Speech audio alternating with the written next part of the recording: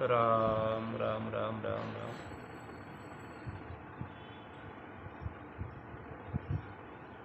फिर वहाँ से विष्णु और ब्रह्मा सहित सब देवता वहाँ गए और कृपा के धाम शिवजी, उन सब ने शिवजी के अलग अलग प्रार्थना करी। तब शशि भूषण शिवजी प्रश्न हो गए। कृपा के समुद्र शिवजी बोले, हे देवताओं, कहिए आप किस लिए आए हैं? ब्रह्मा जी ने कहा, हे प्रभु, आप अंतर्यामी हैं, तथापि हे स्वामी, भक्तिवश मैं आपसे विनती करता हूँ, हे शंकर, सब देवताओं के मन में ऐसा परम उत्साह है कि हे नाथ, वे अपनी आंखों से आपका विवाह देखना चाहते हैं। देवताओं ने बड़ी प्रसन्नता है कि वे आप री आँखों शिवजी रो विवाह देखना चाहे, आप रो विवाह देखना चाहे, आप शादी क्या।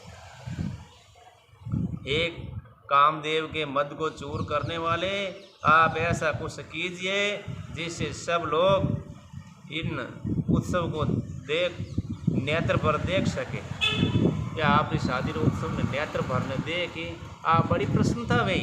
ऐसा उपाय करो। हे कृपा के सागर, कामदेव को भस्म करके आपने रति को वरदान दिया, सो बहुत ही अच्छा है। रति ने वरदान दिया, ठीक बात है। हे नाथ, श्रेष्ठ स्वामियों का यह सहज स्वभाव ही है कि वे पहले दंड देकर फिर कृपा भी किया करते हैं। पार्वती जी ने अपार तप किया है, अब उन्हें अंगीकार करिए कि पार्वती जी घणो तप करियो आपने पाउने वास्ते, आप उन्हें आदर सहित अंगीकार करो, स्वीकार करो।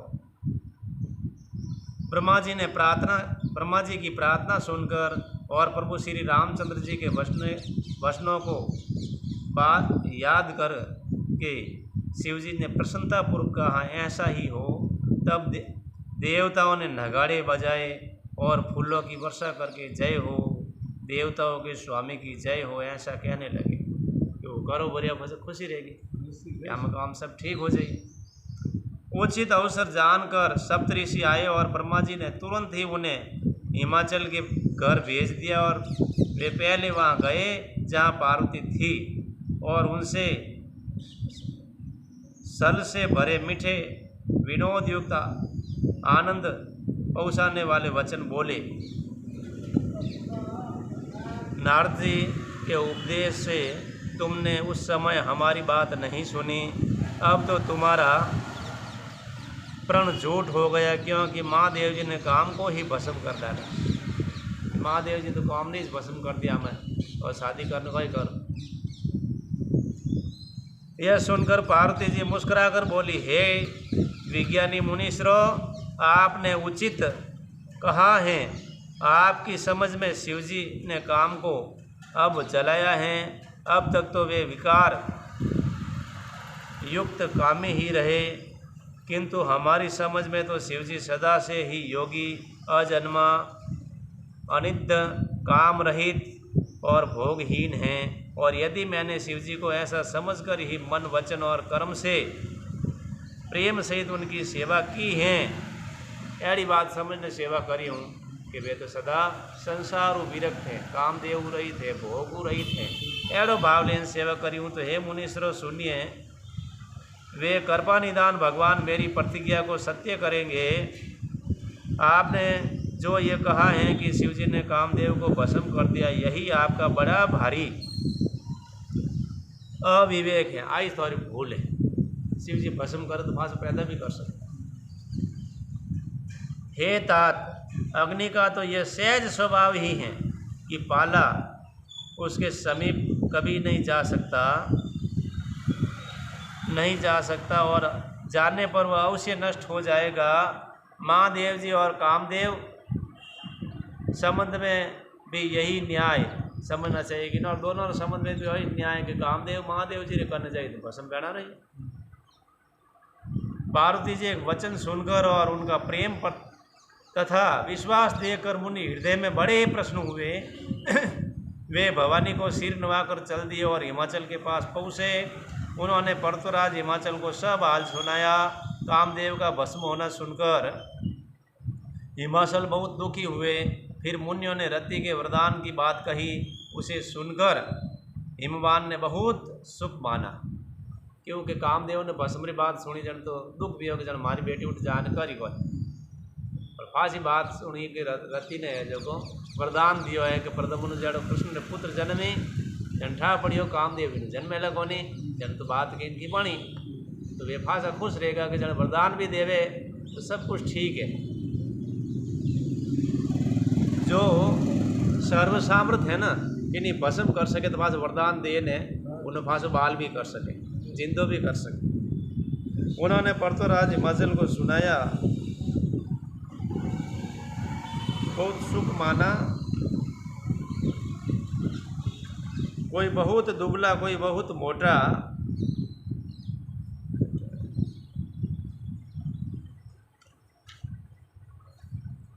शिवजी के प्रभाव को मन में विचार कर हिमाचल ने श्रेष्ठ मुनियों को आदरपूर्वक बुला लिया और उनसे शुभ दिन शुभ नक्षत्र और शुभ घड़ी ध्यान में करने वेद विधियों अनुसार शीघ्र ही लगन निश्चय करवा कर लिखवा दिया। फटाफट लिखन लिखाई दिया। वे तो शिवजी अड़ा है सामर्थ जन ठीक है। फिर हिमाचल ने यह लगन पत्रिका सप्तऋषियों को दे दी और चरण पकड़कर उनकी विनती की। उन्होंने जाकर वह लगन पत्रिका ब्रह्मा जी को दी। उसको पढ़ते समय उन्होंने उनके हृदय में प्रेम समा नहीं था। ये तो प्रेम अपार वेगों का मत है। जब लगन पत्रिका ही आएगी शिव जी तैयारी पक्की वेगी है, ब्याह रचियो है। सब देवता अपने अपने भांति भांति के वाहन और विमान सजाने लगे। कल्याण प्रद मंगल शकुन होने लगे और अप्सराएं गाने लगी।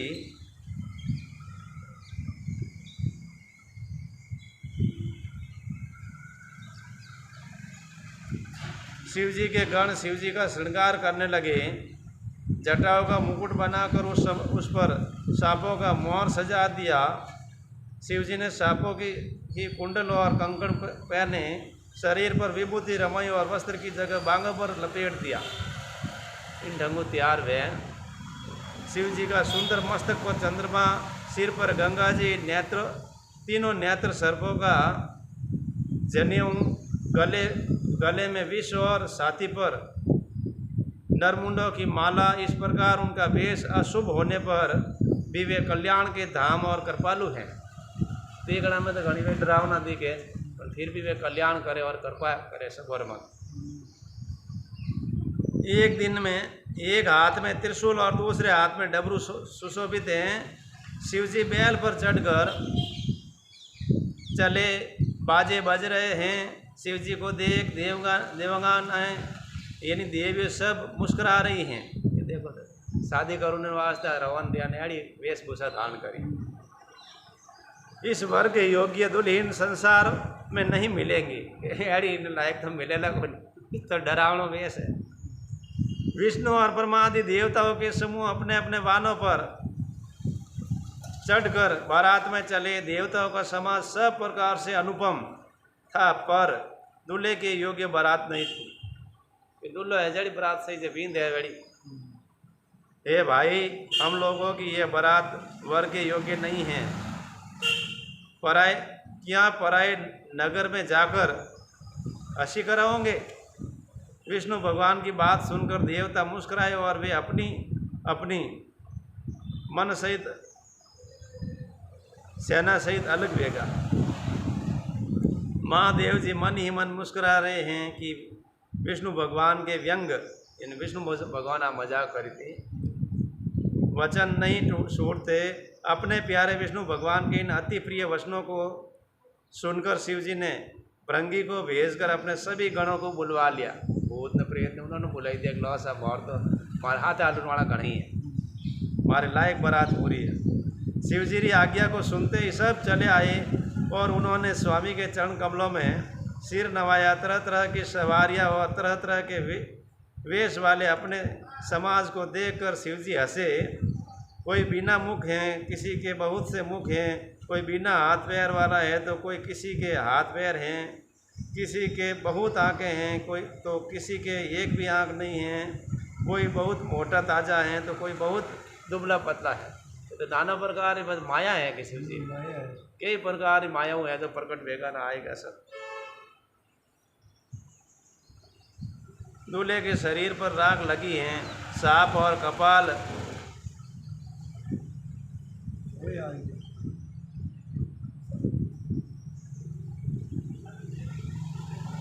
कोई बहुत सुबल है, कोई पवित्र कोई अपवित्र वेशधारी, भयंकर गहने पहने हुए, हाथ में कपाल और सब के सब शरीर में ताज़ा खून लपेटे हुए गधे, कुत्ते, सुअर और सियार से उनके मुख हैं।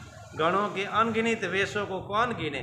बहुत प्रकार के प्रेत, पिशाच और योगिनियों की जमातें उनका वर्णन करते नहीं बनता।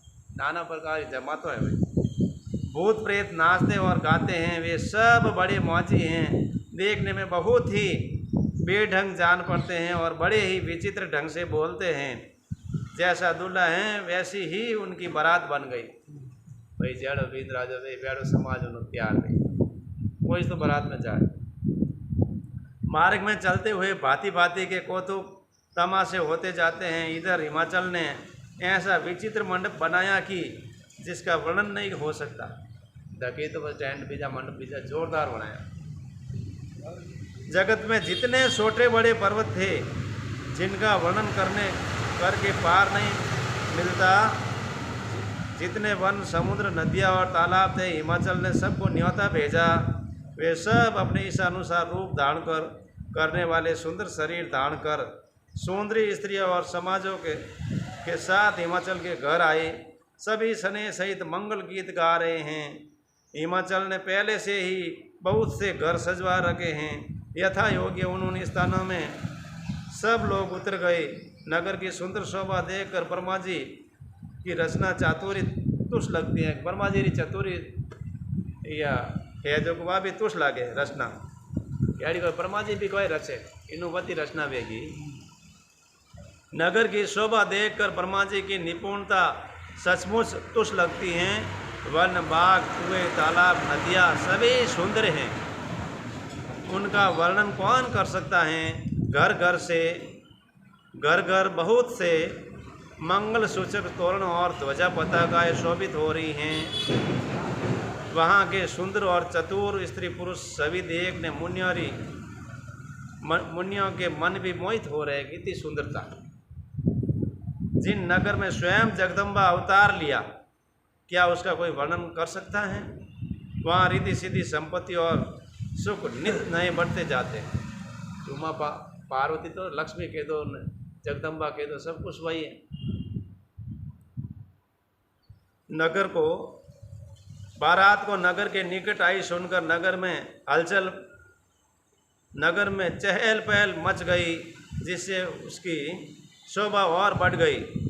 अगवानी करने लोग बनाव श्रृंगार करके तथा नाना प्रकार की सवारियों ने सजाए ने आदर सहित बारात ने लेने वास्ते चलिया। हम ही किया सर। देवता और समाज देखने सब मन में प्रश्न हुआ। विष्णु भगवान ने देखने तो बहुत ही सुखी हुआ सब लोग, किंतु जब शिवजीरा दल ने देखिया तो उनने सब वाहन सवारियाँ, हाथी, घोड़े, रथ के बैल आदि डर ने सब भाग गया। शिवजीरा तो अद्भुत है, बाकी सब ठीक है, पर शिवजी वाला मामलो टेढ़ो है।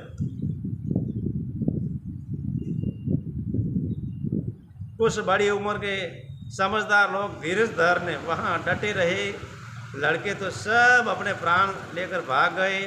घर पहुँचने पर जब माता पिता पूछते हैं तब वे डरू दोष तुड़ा, इनकाब तुड़ा शरीर से ऐसे वचन कहते हैं, क्या कहे, कोई बात कही नहीं जाती। यह बारात है या यमराज की सेना। दूल्हा पागल हैं और बैल पर सवार हैं। सांप, कपाल और राख ही उनके गहने हैं। एड़ो उन्हें श्रृंगार है, एड़ो बंदड़ो है।